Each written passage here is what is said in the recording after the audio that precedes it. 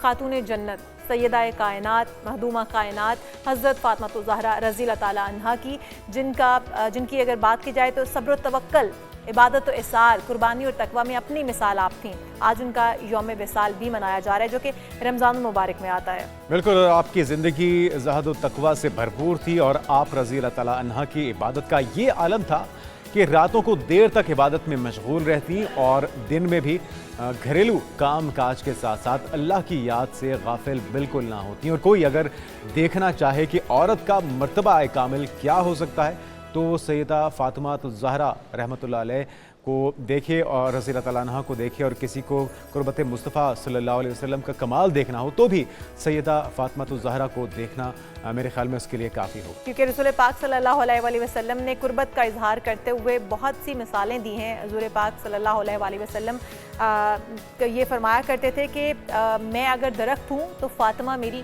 ٹہنی ہے، اور اس طرح کی بہت ساری اور مثالیں۔ انہوں نے کہا کہ فاطمہ کو اگر کوئی ناراض کرتا ہے تو گویا مجھے ناراض کرتا ہے، اور فاطمہ کو اگر کسی چیز میں خوشی ملتی ہے تو مجھے خوشی ملتی ہے۔ اس طرح کی بہت ساری مثالیں ہیں جس سے واضح ہوتا ہے کہ حضرت محمد صلی اللہ علیہ وآلہ وسلم دو جہاں کے مالک کتنی محبت کرتے تھے حضرت فاطمہ الزہرا رضی اللہ تعالیٰ عنہا کے ساتھ۔ وہ ان کے جسم کا ایک ٹکڑا وہ اپنی حضرت فاطمہ رضی اللہ تعالیٰ عنہا کو مانتے تھے۔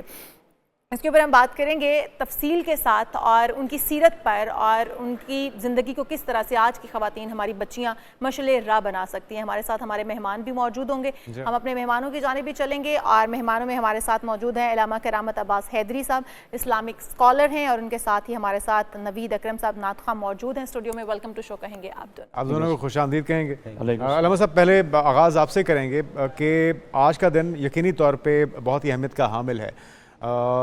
حضور اقدس کی بیٹی تو تھیں ہی فاطمہ الزہرا رضی اللہ تعالیٰ عنہ، اور انہوں نے جس انداز میں مثالیں دے کے بتایا ہے کہ اگر انہیں تکلیف ہوگی تو مجھے تکلیف ہوگی، اور خود کو اگر درخت سے تشبیہ دی تو انہیں ٹہنی کہا ہے۔ کیا کیا سیکھنے کو ہے ہماری بچیوں کے لیے، ہماری خواتین کے لیے ان کی ذات اقدس سے؟ بسم اللہ الرحمن الرحیم۔ تمام حمد و صلہ کی جو عالمین کا رب ہے، اور لاکھوں درود و سلام سرکار محمد مصطفیٰ صلی اللہ علیہ وآلہ وسلم پر اور آپ کی آل اطہار پر۔ بڑا خوبصورت سوال کیا آپ نے۔ میں یہ سمجھتا ہوں کہ دختران مشرق ہوں یا مغرب میں بھی اگر ہماری مسلمان بیٹیاں ہوں، ویسے تو یہ عالمین کے لیے ہیں، بے شک، اور مشعل راہ ہے جناب سیدہ کی ذات۔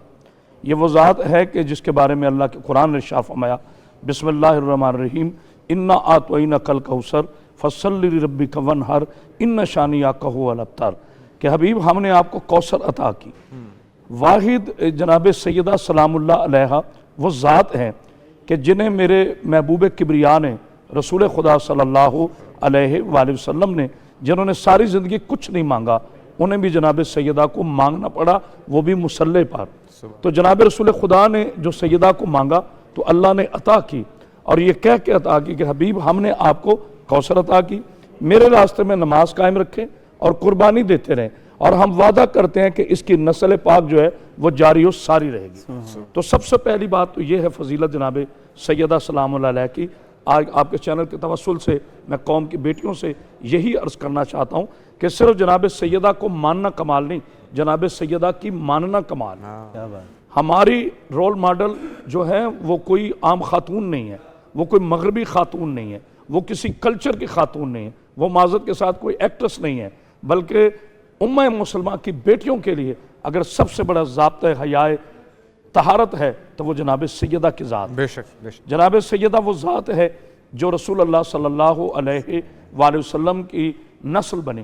آپ کا ایک لقب ہے ام ابیہا، راضیہ، مرضیہ، ام ابیہا، اور وہ بی بی جو سورہ کوثر ہے، یا سے یوں کہہ لیں کہ اگر سورہ کوثر کوئی جسم ہوتا تو وہ جناب سیدہ ہوتی، اور جناب سیدہ اگر تحریر ہوتی تو وہ سورہ کوثر ہوتی۔ قرآن سے سیدہ جدا نہیں اور قرآن سیدہ سے جدا نہیں۔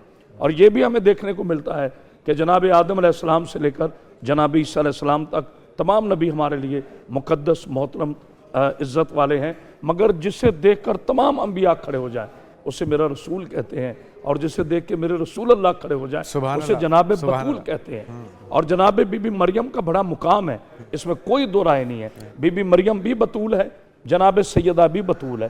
لیکن میں آج کی اس تاریخی ٹرانسمیشن کے حوالے سے ایک جملہ ہدیہ کروں گا۔ بطول اس بی بی کو کہتے ہیں جو ایک لمحے کے حصے میں بھی کہیں نجاست اس کے قریب نہ جائے. سبحان اللہ. یعنی جو عام خواتین میں تقاضے ہوتے ہیں وہ اس میں نہ ہوں, اسے بطول کہتے ہیں, جو ہر قسم کی نجاست سے پاک ہو. جیسے کہ قرآن نے ارشاد فرمایا انما یرید اللہ لیذھب عنکم الرجس اہل البیت ویطہرکم تطہیرا. حبیب ہم نے آپ کے اہل بیت کو ایسے پاک رکھا جیسے پاک رکھنے کا حق ہے مجھ اللہ پر. تو جناب مریم بی بی بغیر شوہر کی حاجت کے بغیر عیسیٰ کی ماں ہو کر بطول ہونا اور بات ہے, اور زوجہ علی ہو کر سبحان اللہ حسنین کی ماں ہو کر بطول رہنا اور بات ہے. سبحان اللہ. وہ بی بی جو شامل تطہیر ہے, وہ بی بی جو شامل حدیث قصہ ہے, وہ بی بی جو مباہلہ میں شامل ہے, وہ بی بی جو آیات میں شامل ہے, وہ بی بی جو احادیث میں شامل ہے, وہ بی بی جو قلب رسول ہے, وہ بی بی جو حرمت رسول ہے, اور وہ بی بی جس کے بارے میں ہمیں کہنا پڑے گا کہ جو عالمین کے لیے رحمت ہو اسے میرا رسول کہتے ہیں, اور جو رسول کے لیے رحمت بن کر آئے اسے بی بی بطول.